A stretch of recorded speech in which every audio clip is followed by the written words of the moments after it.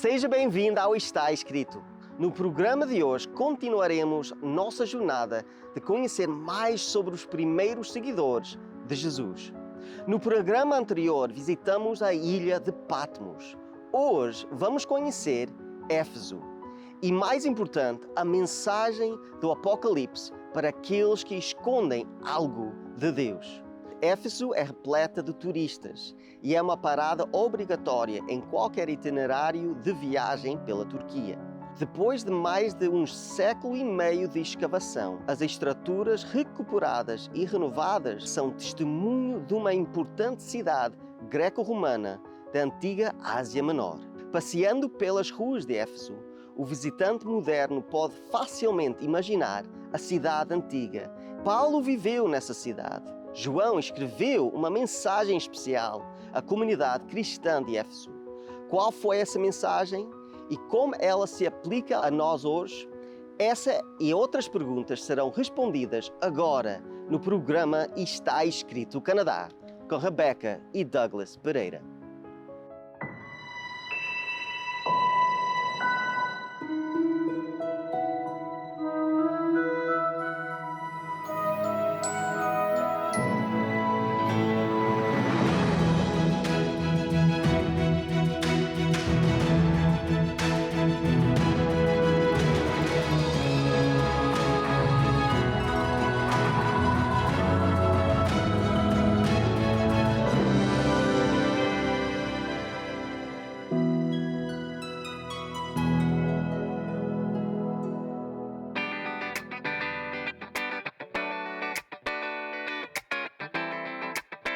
Éfeso está situada perto da costa do Mar Egeu, a leste e um pouco a norte da ilha de Samos e aproximadamente a 65 quilômetros ao sul de Izmir.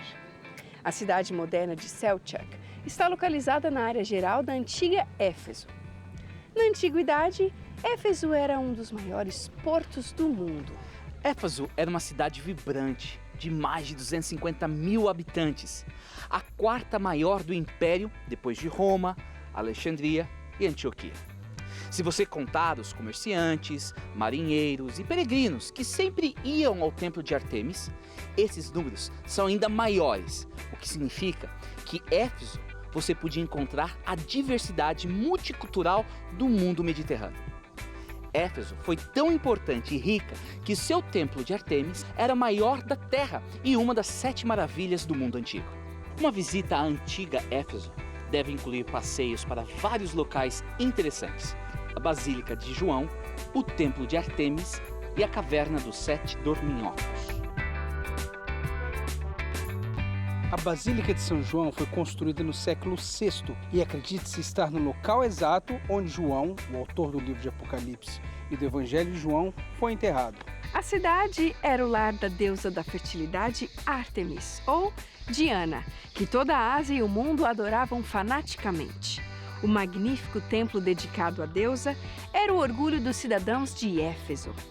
Foi contado entre as maravilhas do mundo antigo. O santuário interno do Templo de Diana foi um depósito de segurança para uma enorme quantidade de objetos de valor. Isso fez do templo um dos centros financeiros mais importantes do mundo antigo. William Barclay declara: o templo possuía o direito de asilo, ou seja, se alguém cometesse um crime e pudesse chegar ao recinto do templo antes de ser preso, ele estava seguro. Assim, o templo abrigou a coleção mais seletiva de criminosos no mundo antigo. Somente a base e uma coluna permanecem deste templo, que provavelmente mediu 115 metros de comprimento, 55 metros de largura e 18 metros de altura. Localizado em Selçuk, o Museu de Éfeso exibe muitos achados espetaculares das escavações em Éfeso e das áreas circunjacentes. O Museu Éfeso contém artefatos das casas terraços de Éfeso e do Templo de Ártemis, incluindo balanças, caixas de joias e cosméticos, bem como moedas, bens funerários e estátuas antigas. As 2 estátuas, busto de mármore de Ártemis na Galeria 8, são trabalhos muito finos. Os achados do cemitério de um gladiador são exibidos aqui também, Também vale a pena ver o friso do Templo de Adriano na Galeria 9, que é dedicado ao culto imperial. Lá encontra-se 4 amazonas heroínas com seus seios cortados. Os primeiros escritores gregos atribuíram a elas a fundação de Éfeso. Acredita-se que Éfeso seja a cidade dos 7 dorminhocos. A história desses 7 dorminhocos, que são considerados santos por católicos e cristãos ortodoxos, e cuja história também é mencionada no Alcorão, diz que eles foram perseguidos por causa de sua crença monoteísta em Deus e que dormiram em uma caverna perto de Éfeso durante séculos.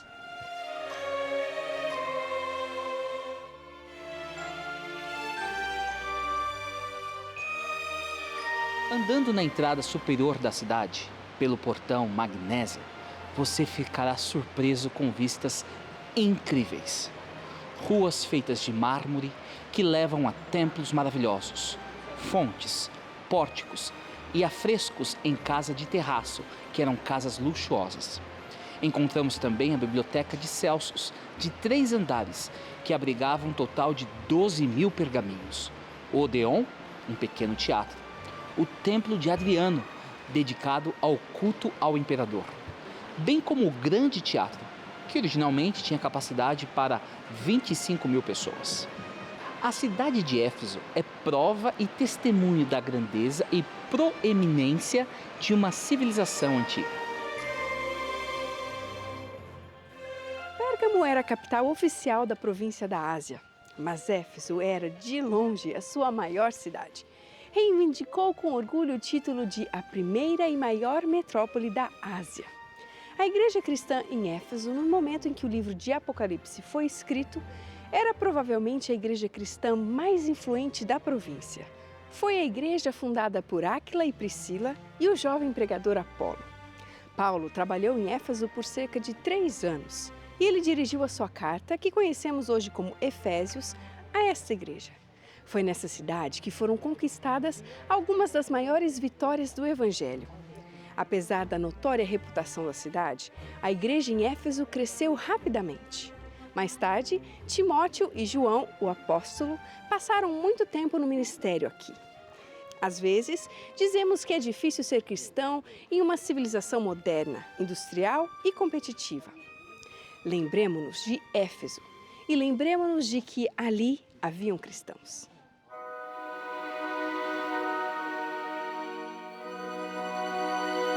Escreve esta carta ao anjo da igreja em Éfeso. Esta é a mensagem daquele que segura na mão direita as 7 estrelas, daquele que anda entre os 7 candelabros de ouro. Sei de tudo que você faz. Vi seu trabalho árduo e sua perseverança, e sei que não tolera os perversos. Examinou as pretensões dos que se diziam apóstolos, mas não são, e descobriu que são mentirosos. Sofreu por meu nome com paciência, sem desistir. Contudo, tenho contra você uma queixa.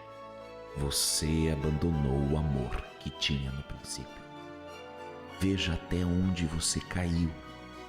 Arrependa-se e volte a praticar as obras que no início praticava. Do contrário, virei até você e tirarei seu candelabro de seu lugar entre as igrejas. Mas há isto a seu favor: você odeia as obras dos nicolaítas, como eu também odeio. Quem tem ouvidos para ouvir, ouça o que o Espírito diz às igrejas. Ao vitorioso darei o fruto da árvore da vida, que está no paraíso de Deus.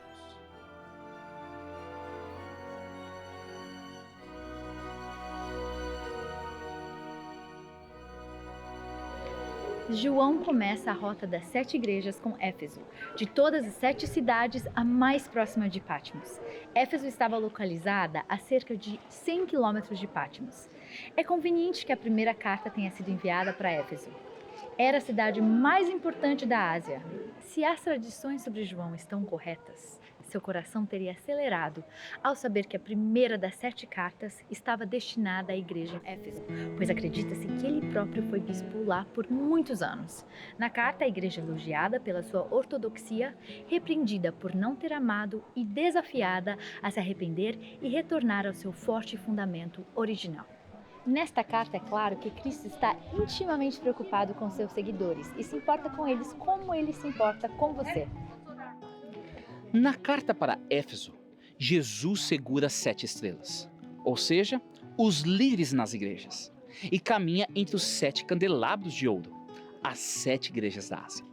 As palavras segurar e caminhar em grego estão no presente particípio contínuo, indicando a ação do Senhor é contínua. O verbo kratel tem a nuance de não apenas segurar, mas também agarrar ou exercitar o poder, enquanto o pirapatel dá a sensação de andar. Isso significa que Cristo vive entre suas igrejas terrenas, com o seu povo, e que ele tem total controle sobre a igreja. Se a igreja se submeter a esse controle, nada dará errado. E mais do que isso, nossa segurança descansa no fato de estarmos nas mãos de Cristo. Assim, cumpriu sua promessa aos discípulos de estar com eles, sempre até o fim do mundo. Por esta razão, você e eu podemos descansar em paz, sabendo que Cristo está conosco, mantendo-nos e sustentando-nos em cada passo do caminho. Nada temos a temer quanto ao futuro, a menos que esqueçamos a maneira em que o Senhor nos tem guiado e seu ensino em nossa história passada. Como alguém que caminha no meio das igrejas, Cristo pode dizer: conheço seus feitos. Essas são as primeiras palavras para cada igreja. Sua admoestação é de aquele que conhece plenamente os problemas de cada igreja, portanto, é capaz de recomendar uma solução adequada e efetiva. Cristo sabe que as ações não são tanto atos separados, quanto são uma maneira geral de viver.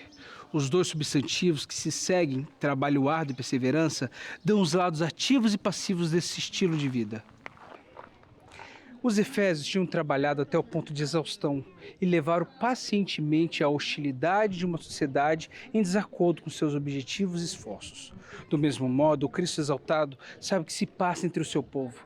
Ele sabe o que acontece com você e comigo. Nada passa desapercebido diante dele. Ele ama e se preocupa com você. A avaliação de Jesus sobre a igreja em Éfeso é muito positiva.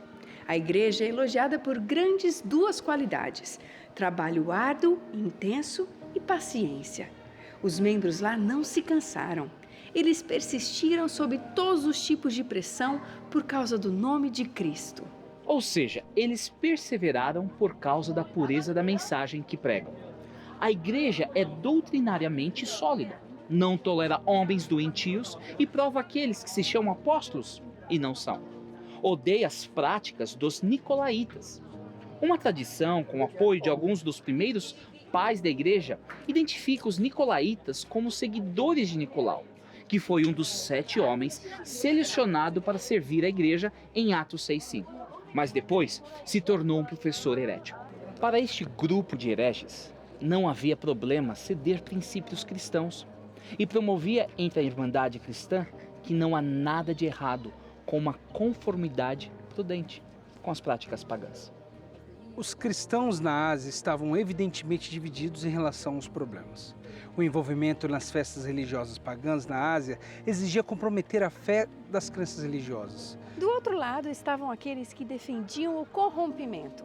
Tais ensinamentos permissivos e má conduta eram características típicas dos Baalamitas em Pérgamo e da mulher perversa Jezabel na igreja em Tiatira, que fez com que os cristãos praticassem a imoralidade e comessem coisas sacrificadas aos ídolos.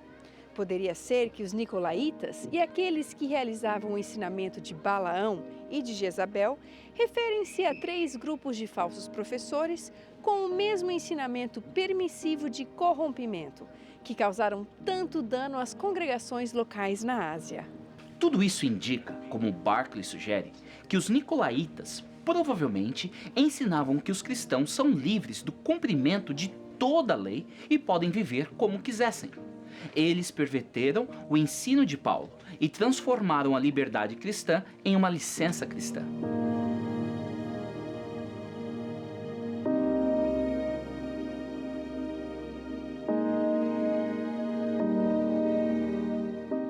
A condenação dessa igreja expressa em uma frase memorável: você abandonou seu primeiro amor. Isso pode significar que seu primeiro amor por Cristo e o Evangelho estavam desaparecendo. Os primeiros membros da igreja em Éfeso eram conhecidos por sua fé no Senhor Jesus e seu ardente amor por todos os santos. Mas o que caracterizou a religião desta igreja no começo, agora estava em falta. O entusiasmo desapareceu e os membros começaram a perder contato com Deus e amor um pelos outros. A religião na igreja de Éfeso tornou-se legalista e sem amor. Toda virtude carrega dentro de si as sementes de sua própria destruição. Parece provável que o desejo de preservar o ensino correto e as consequências das ações diretas que foram tomadas para excluir todos os impostores e suas heresias criaram um clima de desconfiança em que o amor na comunidade de crentes não mais existia. A igreja de Éfeso havia abandonado seu primeiro amor.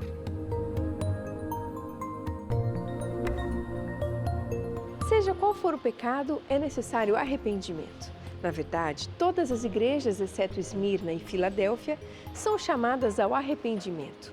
É possível escapar gradualmente sem perceber o que está acontecendo. Algo que pode ajudar é lembrar-nos dos primeiros dias. O imperativo grego está no presente, com um significado de continuar lembrando, guardar na memória. O segundo passo é arrepender-se. No grego, aoristo aponta para uma ruptura brusca com o mal. Os cristãos nunca podem brincar com o mal, deve haver uma separação enorme com ele. Mas o cristianismo não é basicamente negativo. E o terceiro passo é fazer as coisas que você fez no princípio. As obras realizadas em seu primeiro amor. O amor que Jesus pede não é uma amabilidade não discriminatória, mas uma atitude em relação aos irmãos que se expressa em atos amorosos.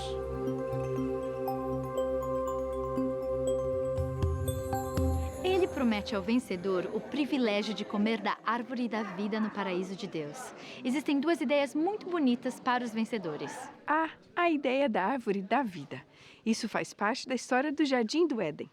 No meio do jardim havia a árvore da vida. Ela era a árvore pela qual Deus compartilhava vida e eternidade aos seres finitos, aos seres criados, o ser humano. Após a desobediência de Adão e Eva, ao comerem do fruto proibido da árvore do conhecimento do bem e do mal, a humanidade foi introduzida ao pecado. Agora o ser humano não poderia ter acesso à árvore da vida. Caso contrário, viveriam eternamente em pecado e sofrimento. Por isso, Adão e Eva foram expulsos do Éden. A segunda é a ideia do paraíso. E o próprio som da palavra é adorável. O paraíso de Deus no Apocalipse simboliza o estado escatológico em que a terra e o povo são restaurados para a condição perfeita que existia antes da entrada do pecado ao mundo. Ao vencedor, em Éfeso, é prometida uma casa permanente no Éden restaurado, no qual ele ou ela vai compartilhar o dom da vida eterna que Adão e Eva desfrutaram antes da entrada do pecado no mundo.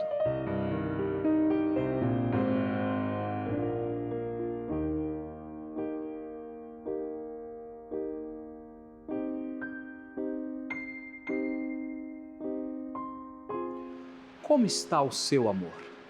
Seu amor por Deus e um pelos outros. Talvez você tenha falhado, caído na tentação, na mesma tentação que a igreja em Éfeso. O zelo sem amor leva ao legalismo. No entanto, amor sem zelo é indiferença. Aqueles que seguem o exemplo de Cristo e vivem seus ensinamentos terão amor e zelo interconectados e inseparáveis. E isso os levará à semelhança de Cristo. Talvez você tenha se submetido a uma tentação diferente.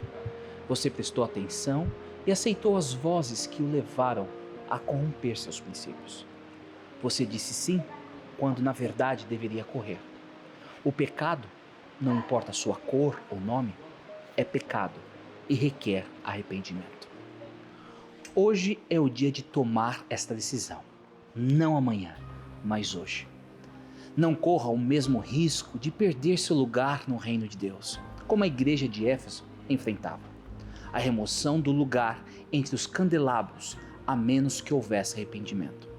A graça ainda está disponível. A graça do perdão está ao seu alcance. A graça que abraça você e faz você reviver ainda está disponível. A porta da misericórdia ainda está aberta para receber você. O trono da graça está esperando por você. Não resista. Não demore a decidir.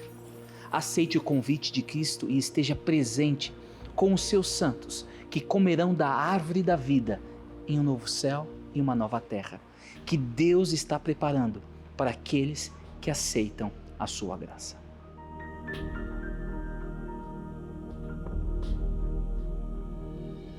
No céu há uma porta que ainda está aberta pelo intercessor, mas não vai demorar.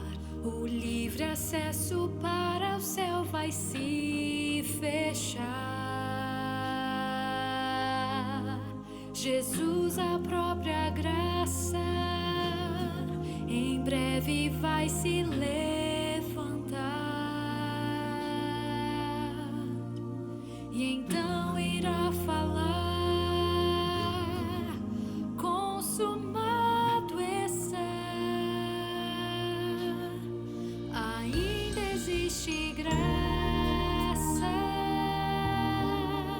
ainda existe salvação, só pela intercessão do céu a porta não fechou. Jesus no santuário está e espera a sua decisão, pois breve o conflito findará e o céu selado estará.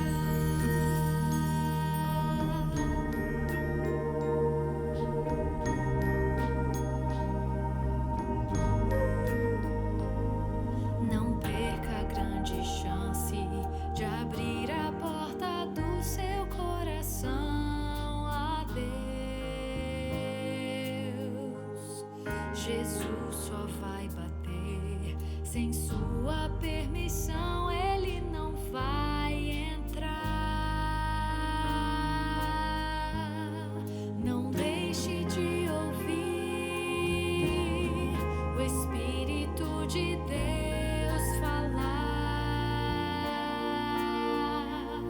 Somente Ele tem a chave de Davi. Ainda existe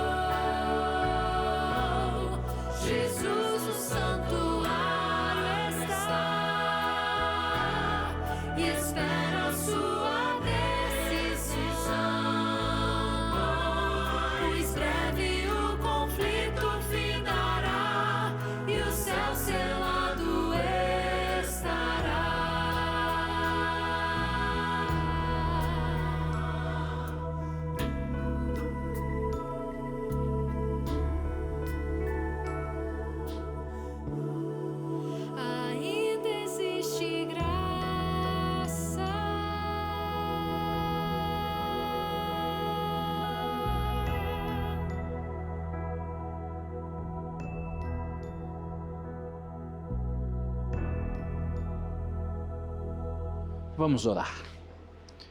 Querido Pai, obrigado porque a porta da graça ainda está aberta. Aberta para mim e para todos aqueles que escutam minha voz. Ainda existe esperança. Não fomos longe demais. E não importa quão longe fomos, o seu amor, através do sacrifício de Jesus na cruz, foi muito mais distante para nos buscar. Nos aceite, nos perdoe e nos purifique. É no nome de Cristo que nós oramos. Amém. Jesus mandou uma mensagem para o povo de Éfeso, mas Ele também tem uma mensagem para vocês. Se vocês querem saber mais sobre os ensinos de Jesus, nós temos um livro para vocês, completamente grátis. É só nos contactar com a informação que vai ser dada agora. Visite o nosso website www.estaescrito.ca. Lá você terá acesso ao programa de hoje, a todos os programas em nosso arquivo e poderá solicitar gratuitamente nossa oferta de hoje. Se desejar, solicite sua oferta gratuita escrevendo para nós. Está escrito Box 2010, Oshawa, Ontário, L1H 7V4. Ou envie e-mail para info@estaescrito.ca. Se preferir, você pode telefonar para 1-800-717-2973. E lembre-se, nosso website é www.estaescrito.ca. Lá também é possível enviar o seu pedido de oração, registrar o seu testemunho e compartilhar nossos programas através das redes sociais. Agradecemos as cartas recebidas, todos os pedidos de oração e também o apoio financeiro. Infelizmente, nós chegamos ao fim deste episódio, mas tem muito mais para aprender na próxima semana. Então fica conosco e lembrem-se que está escrito: nem só de pão viverá o homem, mas toda a palavra que sai da boca de Deus.